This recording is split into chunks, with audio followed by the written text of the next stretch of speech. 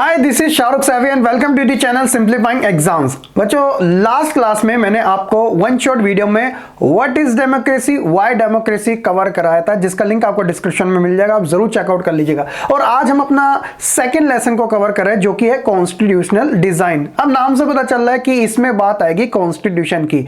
तो बेसिकली हमें इंडिया के कॉन्स्टिट्यूशन के बारे में कवर करना है, लेकिन उससे पहले हमें एक कंट्री के एग्जाम्पल से बताया कि कंट्री के अंदर ही एक डेमोक्रेसी रूल का होना कितना ज्यादा इंपॉर्टेंट होता है। उसके कंपैरिजन से हम समझेंगे कि हमारा इंडियन कॉन्स्टिट्यूशन किस तरीके से बनाया गया था। काफी इंपॉर्टेंट लेसन है, बड़े ध्यान से समझिएगा। चलिए बिना किसी देरी के साथ शुरू करते हैं आज की इस वीडियो को।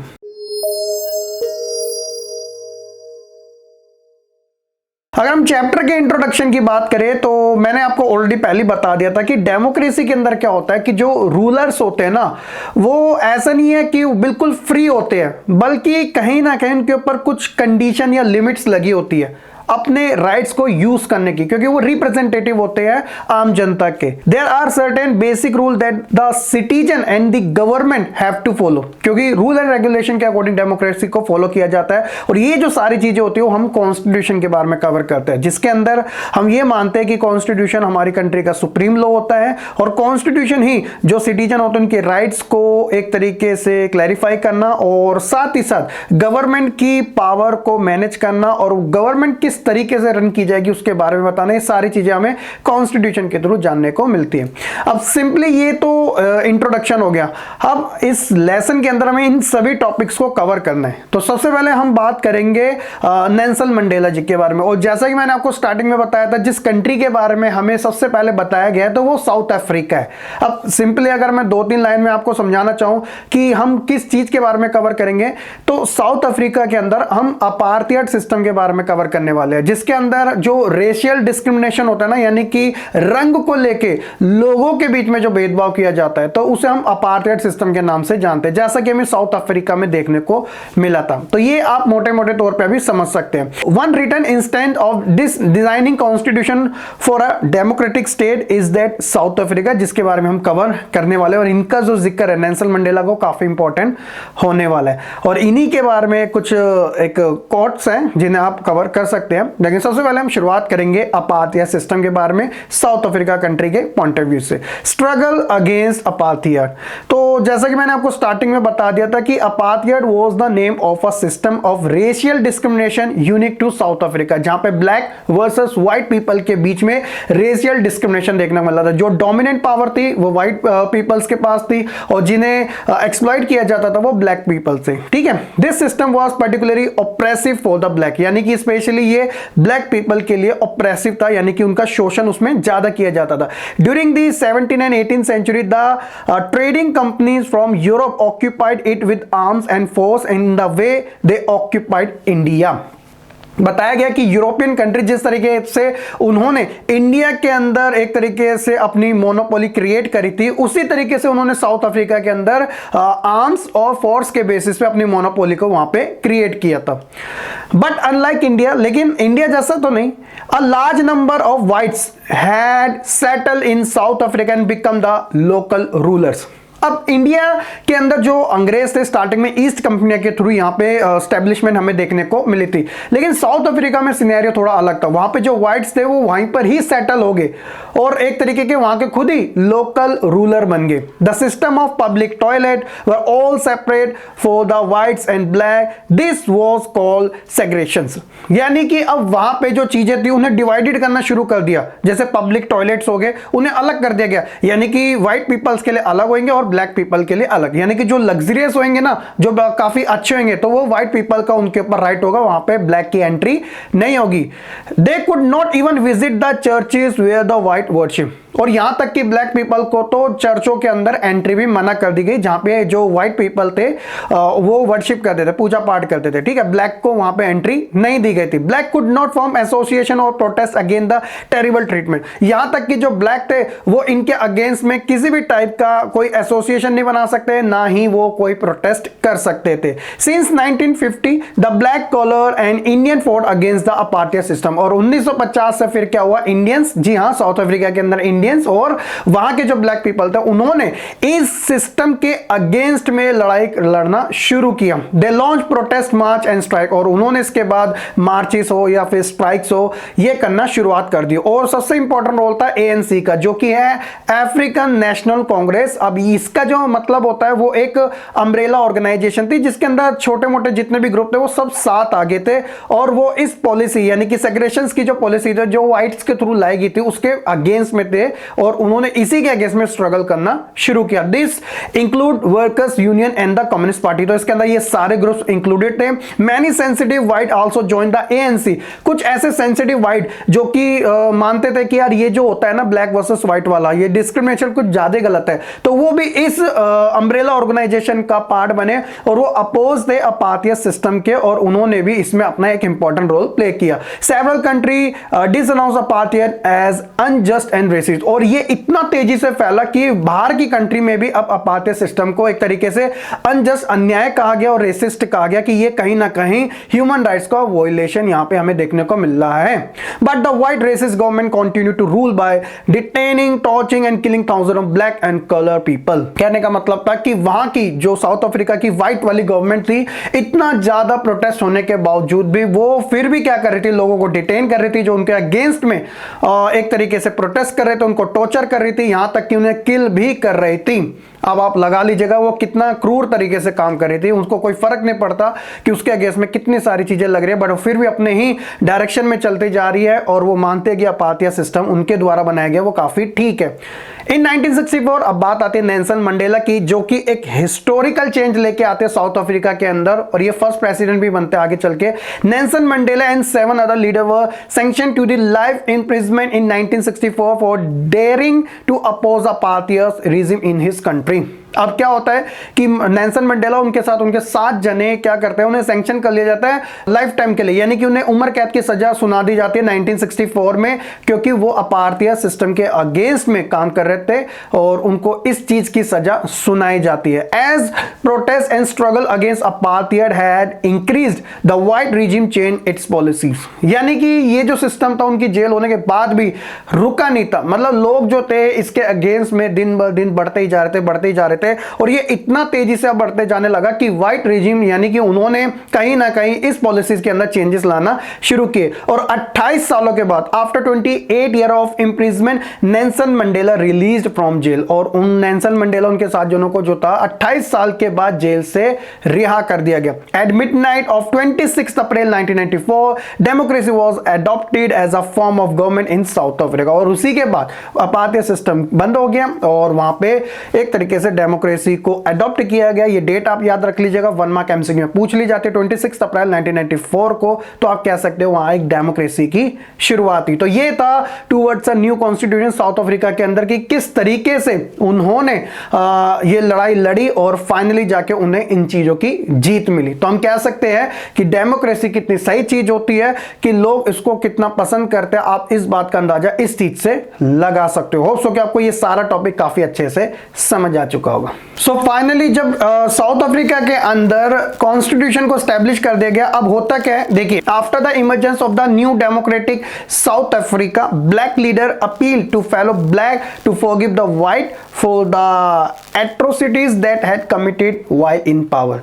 मतलब आप इन चीजों की इस बात से अंदाजा लगाइएगा कि वो कितने महान है ब्लैक पीपल, कि वो ये कह रहे हैं कि साउथ अफ्रीका में जब एक डेमोक्रेटिक रूल आ चुका है तो वो इस बात की अपील कर रहे हैं कि हम वैसा नहीं करेंगे जैसा व्हाइट पीपल ने किया था अपने टाइम पर, बल्कि हम यहां पे एक तरीके से इक्वालिटी लाना चाह रहे हैं। दे सेड, वो कहते हैं, let us build a new South Africa based on equality of all races and men and women, on democratic value, social justice and human right.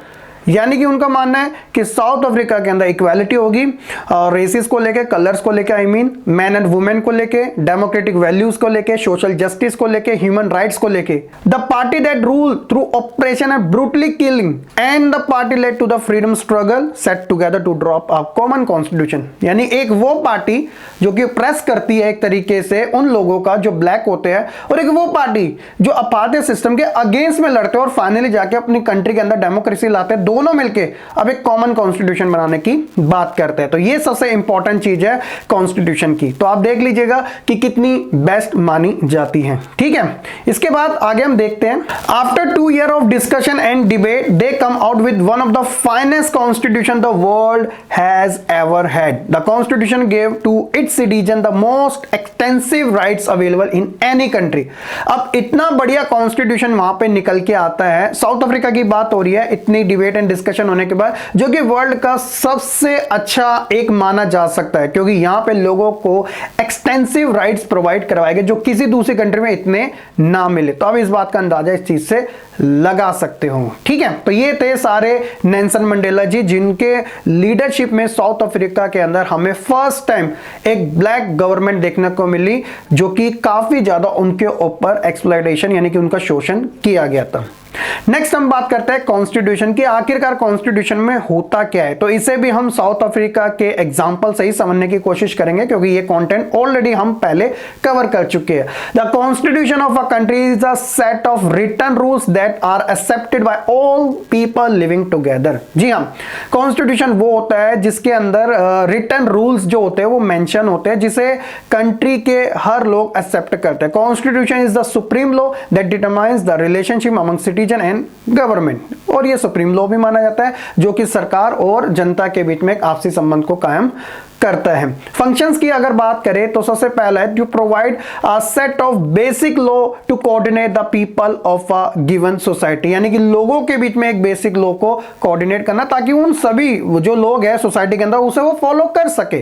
To specify which institution has the decision making authority in a country और a society, और ये decide करता है constitution कि भैया वो कौन सा इंस्टीट्यूशन होगा जो कंट्री के अंदर डिसीजन मेकिंग अथॉरिटी बनेगा, जिसे हम गवर्नमेंट के नाम से जानते हैं। To limit the power of the government, और साथ ही ऐसा नहीं है कि गवर्नमेंट अगर रूल बना रही है तो वो डिसीजन मेकिंग अथॉरिटी है तो उसके पास अनलिमिटेड पावर होगी, नहीं, पावर भी लिमिट में मिलेगी, वो टेम्परेरी टाइम की मिलेगी।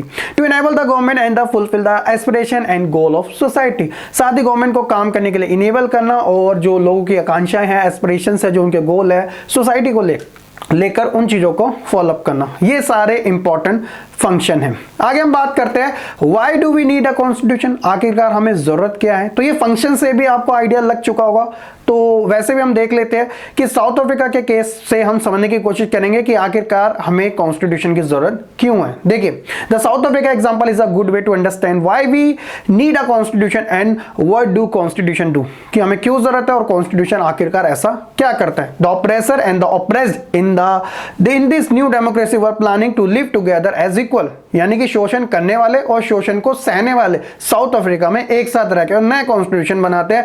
It was not going to be easy for them to trust each other, और ये बिल्कुल भी उन लोगों के लिए आसान नहीं था कि वो एक दूसरे के ऊपर ट्रस्ट कर सके। भला आप खुद देखिएगा, इतने सालों तक प्रताड़ित किया ब्लैक पीपल को, और उसके बाद कहीं ना कहीं डाउट ना आ जाए कि यार ये आगे चल के हमें दोबारा तो नहीं गुलाम बना लेंगे, तो एक दूसरे के ऊपर ट्रस्ट करना कहीं ना कहीं मुश्किल भी हो जाता है। They had their fear, they wanted to safeguard their interest. The black majority was keen to ensure that the democratic principle of the majority rule was not compromised.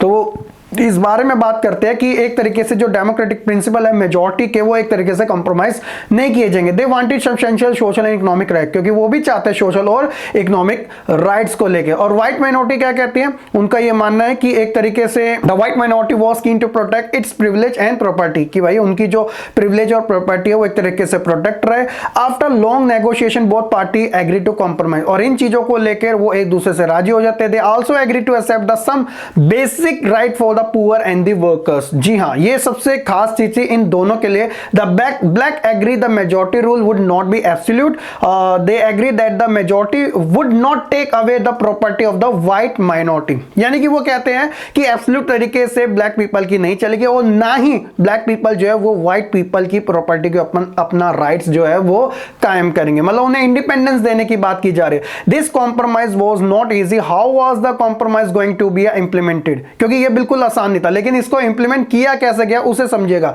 Even if they manage to trust each other, what was the guarantee that the trust will not be broken in future? अगर वो इन चीजों के ऊपर agree हो रहे हैं तो इस बात की क्या गारंटी है कि फ्यूचर में जाके वो इनका जो ट्रस्ट है वहां कहीं ब्रेक ना हो जाए।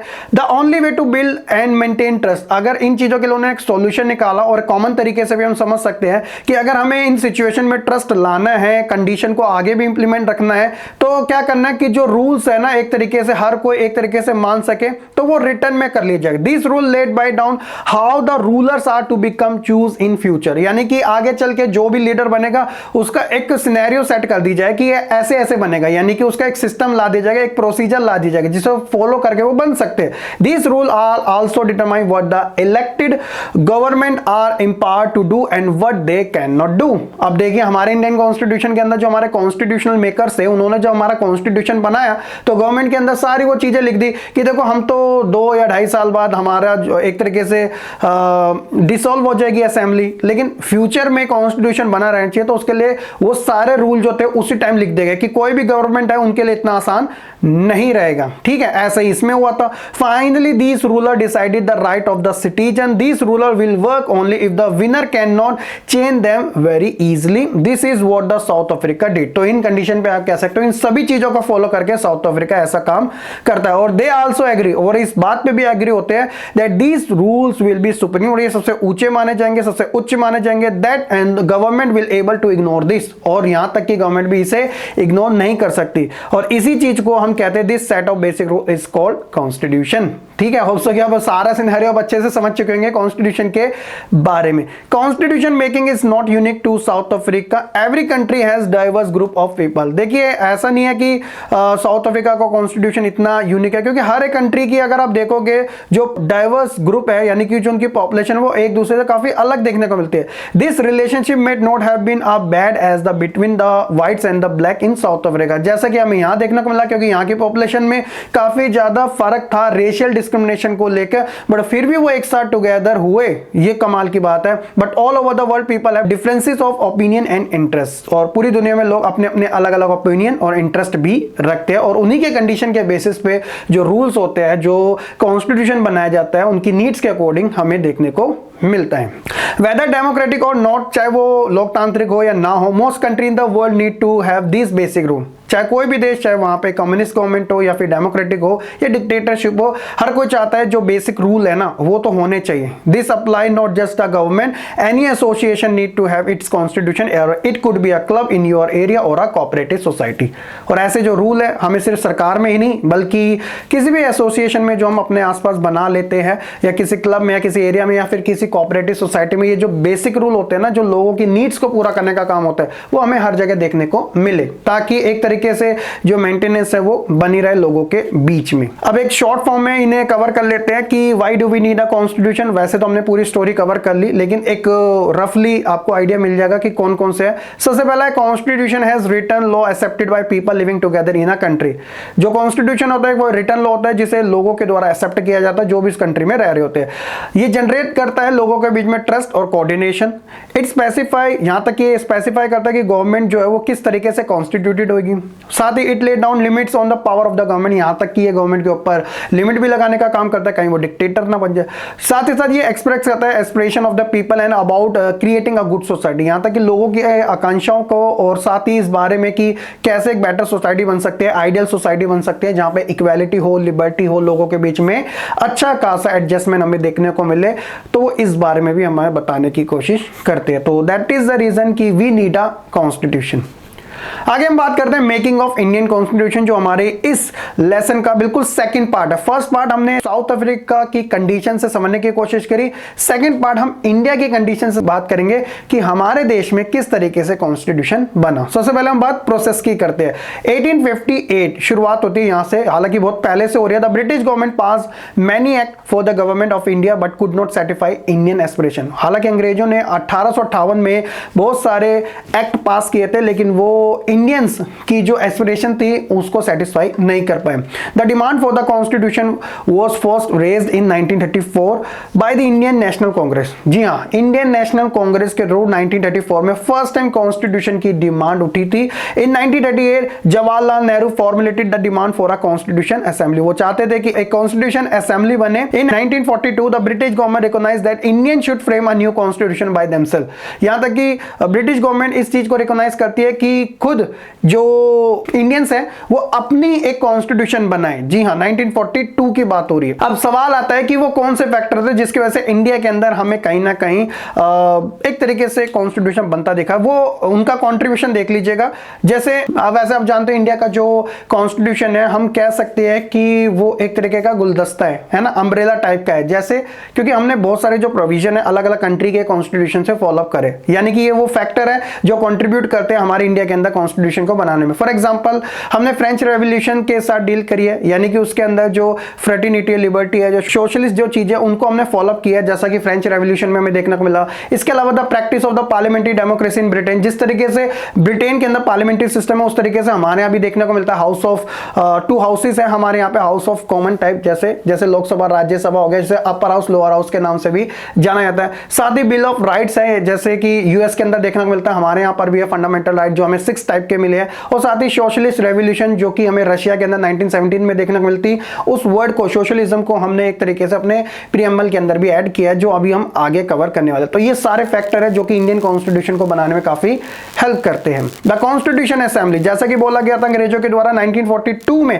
कि इंडियंस खुद अपनी कॉन्स्टिट्यूशन असेंबली बनाए। तो कैसे बनती है? 1946 में इसकी शुरुआत होती है। Election to the constitution assembly were held. The drafting of the document called the constitution was done by the constitution assembly. तो इसका एक ड्राफ्ट तैयार किया जाता है खुद कॉन्स्टिट्यूशन असेंबली के द्वारा। राजेंद्र प्रसाद जो होते हैं वो फर्स्ट चेयरमैन बनते हैं इस असेंबली के। और 1946 जो होता है वो पहला टाइम होता है जब यहाँ पे फर्स्ट मीटिंग भी हमें देखने को मिलती है। After the country was divided into India and Pakistan, 1947 की बात हो रही है। The constitution assembly also got divided, क्योंकि जो उसके मेंबर थे वो आधे से ज्यादा तो पाकिस्तान चले गए थे, तो इसलिए कॉन्स्टिट्यूशन असेंबली में हमें डिवाइडेड देखने को मिलती है। The assembly adopted the constitution 26 November 1949 but it's come into effect on 26 जनवरी 1950। कहने का मतलब 2 ईयर 11 मंथ 18 डेज के बाद फाइनली 26 नवंबर 1949 को हमने अपना कॉन्स्टिट्यूशन को अडॉप्ट कर लिया। और इसे अफेक्ट की बात करें, फाइनली इंप्लीमेंटेशन की बात करें, तो हमने 26 जनवरी 1950 को पूरे देश में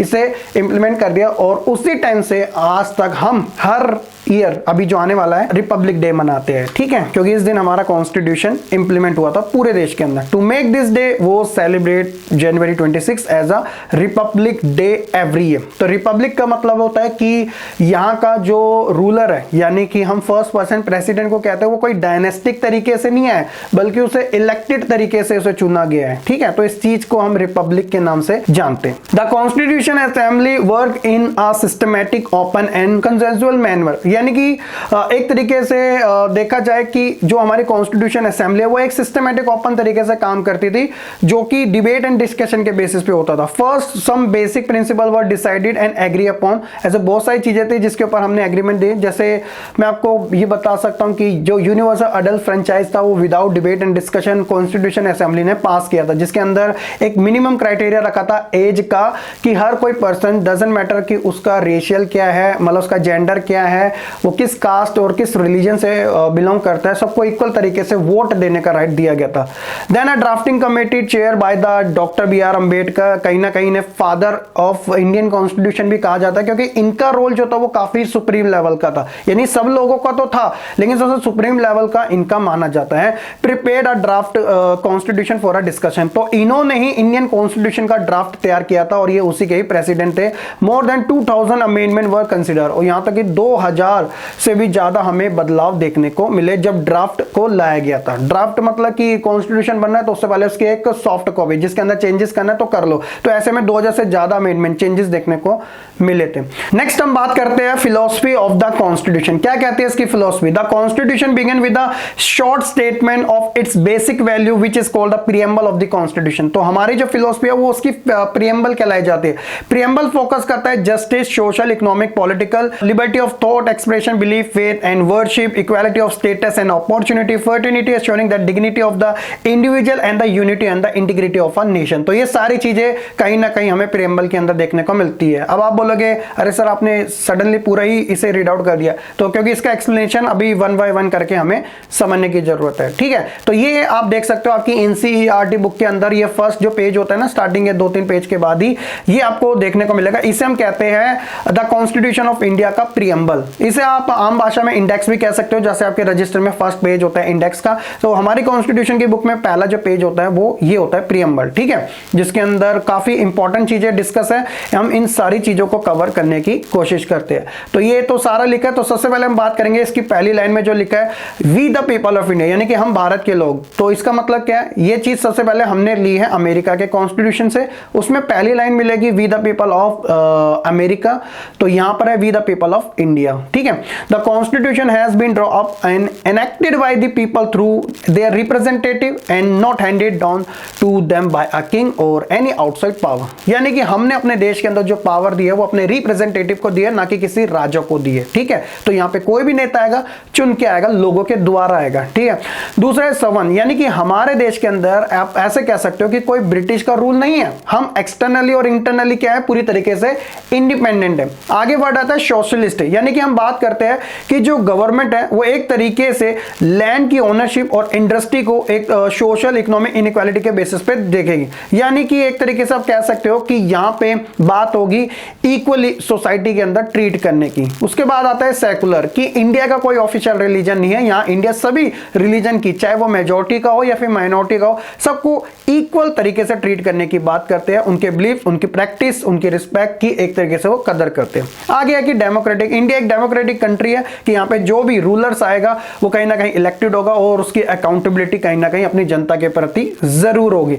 Republic, the head of the state is an elected person not a heredity position, यानी कि हमारे देश का जो फर्स्ट पर्सन प्रेसिडेंट है वो इलेक्टेड होगा, कोई हेरिडिटी पोजीशन से नहीं आएगा। जस्टिस की अगर बात करें तो हमारे यहाँ पे सिटीजन को विदाउट एनी डिस्क्रिमिनेशन जस्टिस देने की बात की जाएगी, ना ही उसका उसमें जस्टिस देते टाइम उसका रिलीजन, उसकी कास्ट, उसका जेंडर को जज नहीं किया जाएगा। जो चीज ऑथेंटिक होगी उसी के बेसिस पे जस्टिस देने की बात की गई है। स्पेशली जो डिसएडवांटेज ग्रुप हैं उनको तो खास तौर पे।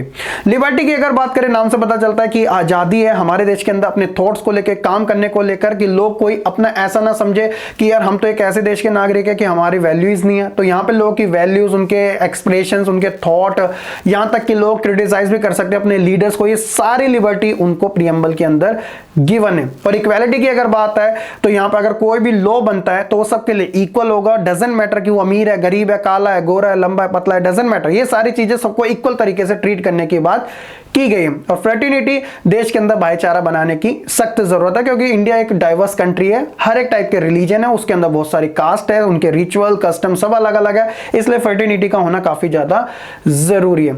और इसके अंदर आप एक चीज और याद रखिएगा, प्रीएम्बल के अंदर जो सोशलिस्ट और सेकुलर जो वर्ड है प्रीएम्बल के अंदर, वो 42nd अमेंडमेंट के थ्रू 1976 में एक तरीके से ऐड किए गए थे। तो ये एक जनरल आपके लिए नॉलेज थी, तो आप इसे भी जरा कंसिडर कर लीजिएगा। ठीक है, तो ये था प्रीएम्बल के बारे में, और इसी के साथ ही हमारा जो मेन टॉपिक था वो होता है खत्म। अगर हम बात करें अपने खुद के इंडियन कॉन्स्टिट्यूशन की खास चीजों में, तो क्विक तरीके से आप देख लीजिएगा कि हमारा देश का जो कॉन्स्टिट्यूशन है वो सबसे बड़ा है, क्योंकि काफी डिटेल कॉन्स्टिट्यूशन है। और इसके अंदर एक तरीके से आप कह सकते हो कि अपडेशन के लिए जो अमेंडमेंट है वो होते रहते हैं। प्रेजेंट टाइम में 100 से ज्यादा हमें अमेंडमेंट्स देखने को मिले हैं।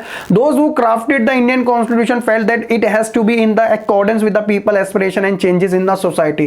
तो जो हमारे कॉन्स्टिट्यूशन असेंबली के जो मेंबर्स थे, उन्होंने इस इंडियन कॉन्स्टिट्यूशन को इस चीज को लेकर बनाया था, क्योंकि वो ऐसा फील करते थे कि ये जो हमारा इंडियन कॉन्स्टिट्यूशन है वो लोगों की एस्पिरेशंस और सोसाइटी की डिमांड्स के अकॉर्डिंग इसके अंदर चेंजेस लाया जा सकता है, जिसका प्रोसेस ऑलरेडी इसके अंदर बताया गया। They did not see it is secret static and unalterable. वो नहीं चाहते थे कि इसको एक ऐसा बना दिया जाए कि जो कोने में पड़ा है, बल्कि इसको तो यूज करना आना चाहिए। जी हाँ, ये अलाइव रहेगा, एक लिविंग डॉक्यूमेंट रहेगा। So that is the reason आप इसे कॉन्स्टिट्यूशन को लिविंग डॉक्यूमेंट के नाम से भी जानते हैं। ठीक है, so the made provision to incorporate changes from time to time, these changes are called constitutional amendment. तो जो भी हमारे संविधान में बदलाव होता है उसे हम संविधान संशोधन यानी कि कॉन्स्टिट्यूशनल अमेंडमेंट के नाम से जानते हैं। होप्स हो कि आपको ये सारी चीजें समझ आ चुकी होगी और इस लेसन के अंदर हमने कुछ इंपॉर्टेंट चीजों को समझा। इंपॉर्टेंट टर्म्स के बेसिस पे आप इन्हें समझ सकते हो। अपार्थाइड यानी कि जहां पे ब्लैक और व्हाइट को कहीं ना कहीं डिस्क्रिमिनेट किया जाता है उनके रेशियल बेसिस पे, यानी कि उनके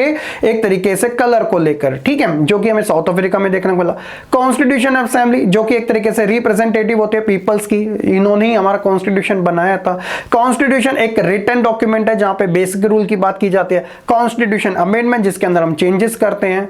ड्राफ्ट जो होता है वो एक तरीके का लीगल डॉक्यूमेंट होता है जिसके अंदर चेंजेस किया जा सकता है स्टार्टिंग में। प्रीएम्बल जो एक तरीके की स्टेटमेंट है जिसके अंदर स्टेट से रिलेटेड ही सारी चीजों को बताया गया है। तो ये सारी चीजें थी बच्चों हमारे कॉन्स्टिट्यूशनल डिजाइन वाले लेसन के अंदर। होप्स हो कि आपको इस वन शॉट वीडियो में क्विक तरीके से सारी चीजें स्टेप बाय स्टेप अच्छे से समझ आ चुकी होगी। बाकी स्टिल कोई डाउट है कमेंट सेक्शन में जरूर बताइएगा। वीडियो को लाइक कमेंट शेयर करने के साथ चैनल को सब्सक्राइब करना बिल्कुल ना भूलिएगा। मिलते हैं नेक्स्ट वीडियो में, तब तक रहे खुश रहे, बढ़ते रहे और ऐसे ही आगे बढ़ते रहे।